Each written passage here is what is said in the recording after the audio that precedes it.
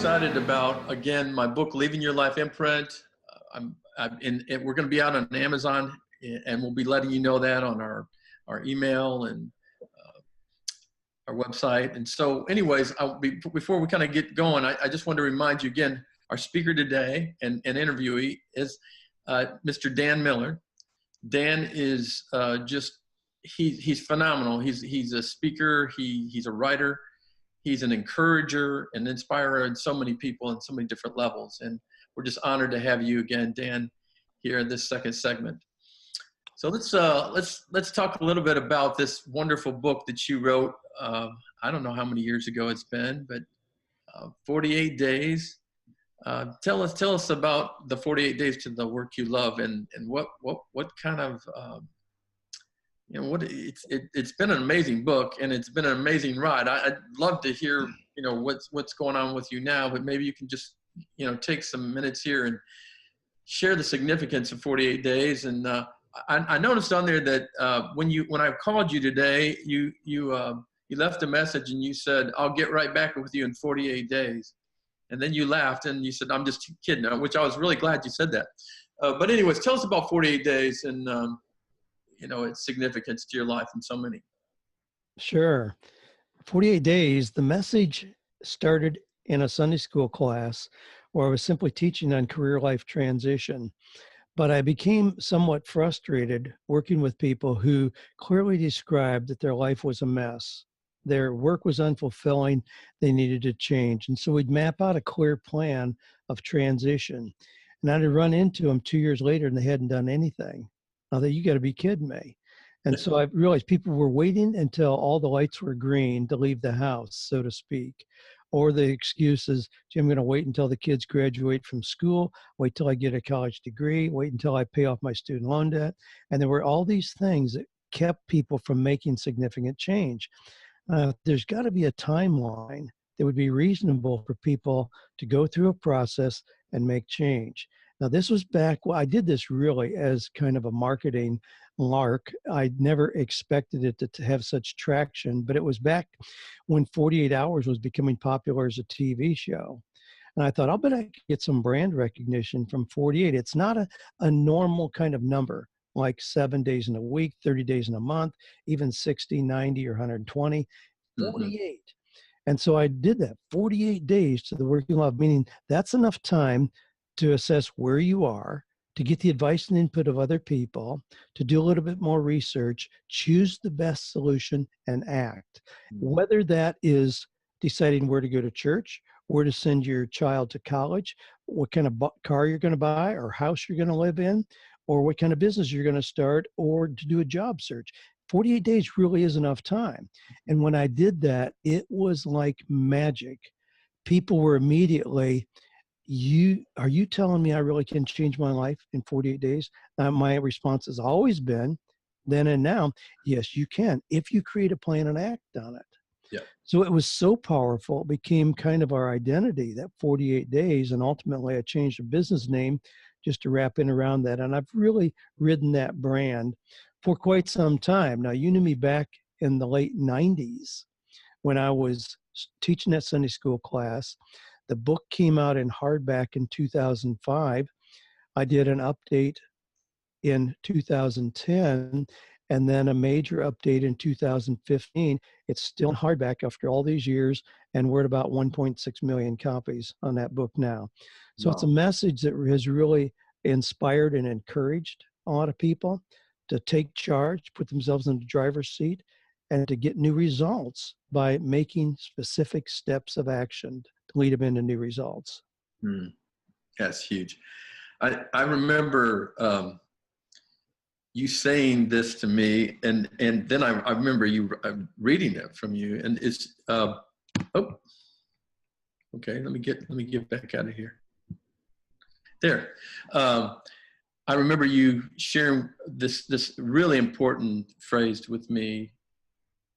The difference between a dreamer, and a dream coming true is one of them has a time frame on it. You remember that? Absolutely. In other words, I was a big dreamer, but I got it. I realized, I can do this, starting my own company. I can do this, but I need to be strategic about my time if it's going to work. And so I did. I set out, and I ended up now 23 years later as a founder, and I've just now resigned from one of my companies. But I looked over the last 20 years. Had I not done your principle, I wouldn't have ran a company that over this many years, probably $80 million worth of services to kids and families across the state of Tennessee. So it had to be strategic.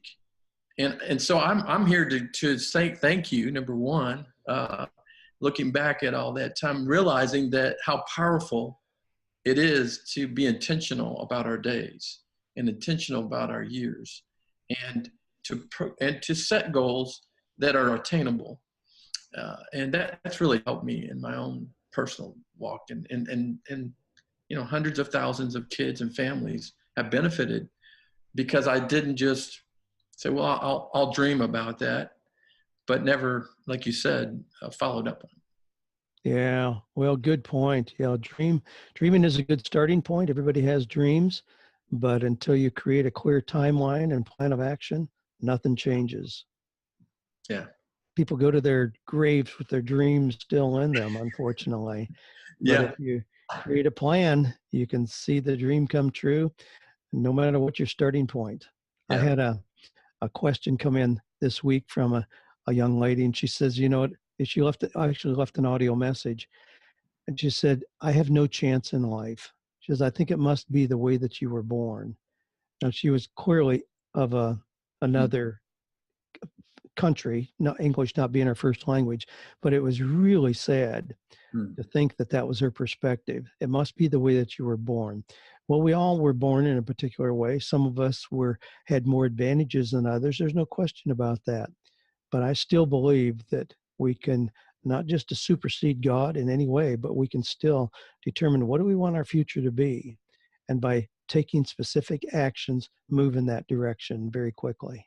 Mm-hmm. Dan, it was really interesting. I remember me starting our company. We took out $650, our last $650 out of our savings account to start Life Care. and I remember Rand going, that's our last penny of savings. I said, yeah.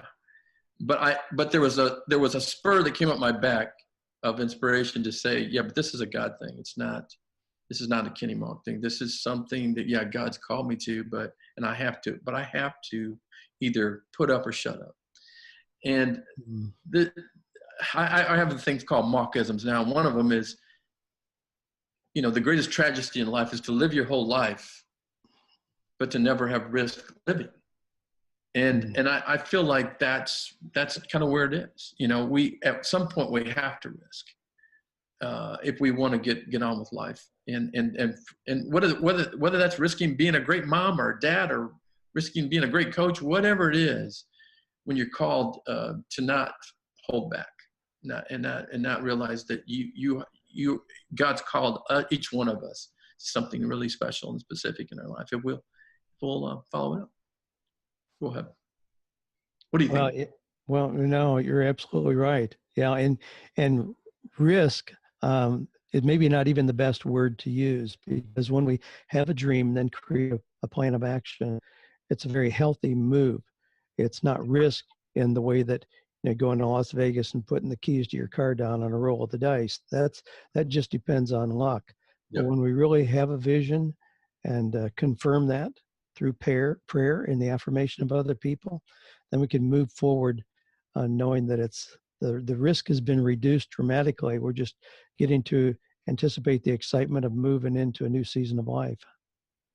Well, I mentioned 48 days because it didn't happen overnight, did it? I mean, it didn't just happen. Oh no. There was a lot of work behind that. That recovery from that crash, where there were some perhaps easier outs to reduce the time.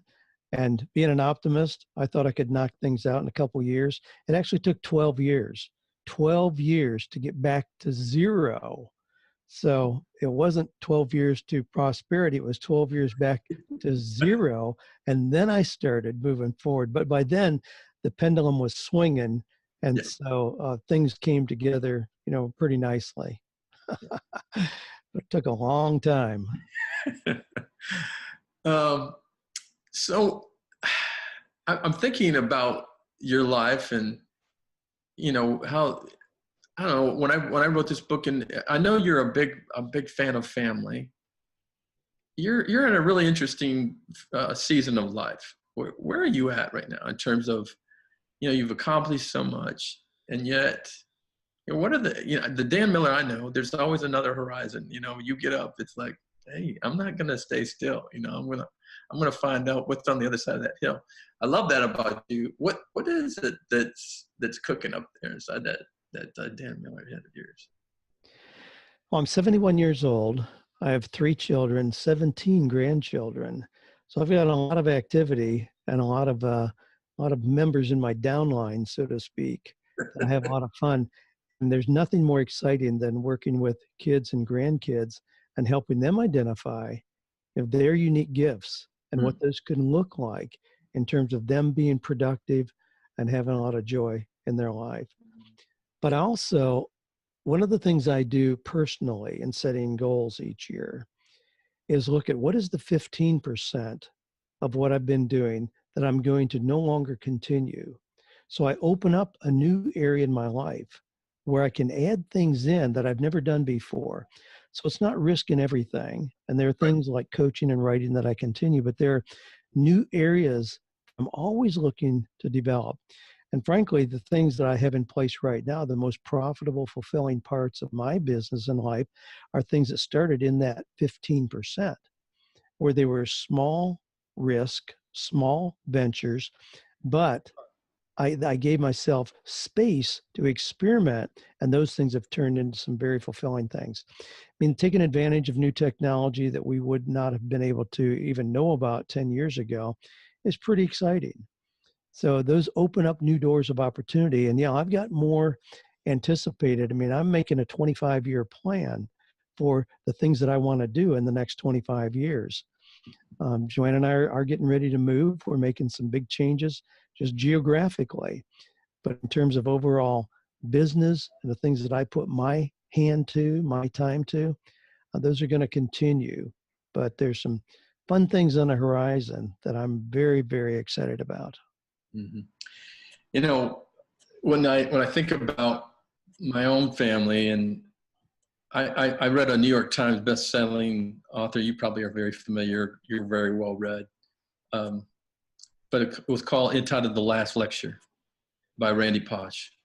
Yes, absolutely.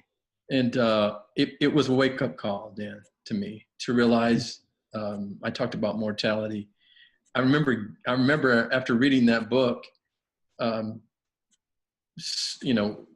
the middle of the night, just jumping up and sitting up at bed and then putting my feet down to make sure that I was still living, because that whole book was so amazingly awakening me to my own numbering of my days. And through that, through the series of other things, I finally said, I need to write and leave a legacy for my own kids. It's not enough that they, I give them all these possessions and don't really share them what's the principles beyond living, beyond my own lifetime. And so that's what is the premise of my book is it legacy. You're talking about legacy. You just got through sharing some things about legacy. And that's where I'm at in my life. I'm in that season, maybe a little earlier in the season, but I'm in that fall season too, realizing that I want to give something that will live beyond my lifetime for my kids. And it's not possessions, it's story. It's about heritage. It's about what makes a person successful, and learning from people like you and others that have imprinted my life, and sharing those stories, because I think we're missing out in this world in which we live if we don't share the importance of story and the importance of heritage.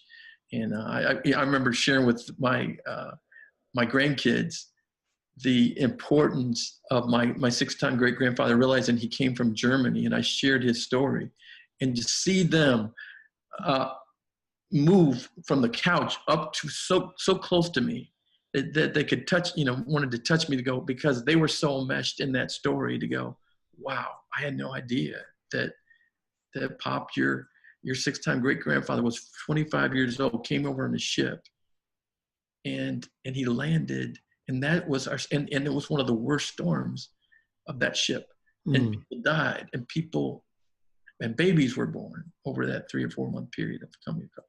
So I guess what I'm saying is, I think this podcast is extremely important to me, because I know you're there with me and you understand the importance of heritage and to number our days.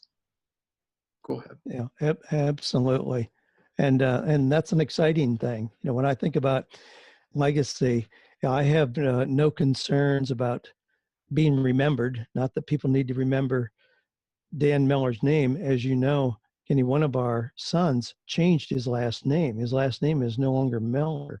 That could be intimidating to a dad to not have this family surname continued. But he remembers better than I our conversation when he approached us about that. And I said, Jared, I hope that what people remember about us goes much deeper than just what our name was.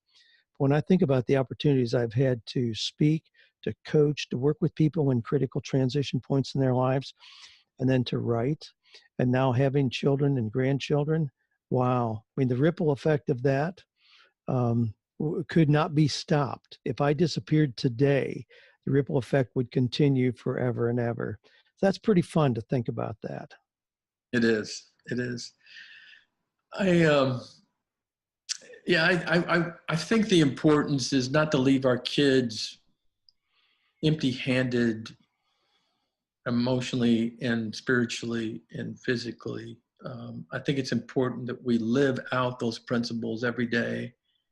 And like you said, I'm not into putting my name in lights, but I am definitely committed to telling people that your story, regardless of what it is important to God. It's important to those people around you. And I was really, these podcasts have really opened up my eyes. I've looked at, working with Alberto Gonzalez, him sharing some things. I've got some amazing guests like you that are coming up that I realize they're speaking. Every one of these podcasts, they're adding those more imprints to my life, and I don't want it to just be my life now. I want it to be shared to a world out there, to whoever are interested in learning more about their story and wanting the value of their story. So today's been a very special time that you've been able to come, and I appreciate so much you taking your time. Any parting thoughts that you want to share with the audience before we close up? Well, one of the things, and I'm asked that often, but one of the things that relates to certainly your work as well as mine is I tell people it's never too late to have a new beginning. I sometimes talk to people who are 63 and they think they've lost their opportunity, but I also talk to those who are 27 who say, wow, I majored in the wrong thing in college, and they give the impression that now they just have to kind of coast into the grave. Well, neither of those is a healthy approach, but no matter where you are, if you're not content with the life, the results, the legacy that you're leaving now, it's never too late to have a new beginning. Oh. But yeah, I'm delighted to be your guest. Hope that you enjoy the process of launching your work out there. I certainly have enjoyed the opportunities I've had in that space, and I'm sure you'll do the same. A redemptive story is, I guess we could actually classify this part, because we all have a God who loves us and forgives us and gives us purpose and meaning in our life. A life well lived is really what we're talking about today. So, Dan, thank you again. You are a wonderful, dear friend of mine, and I really appreciate your time this afternoon. God bless. Thanks so much.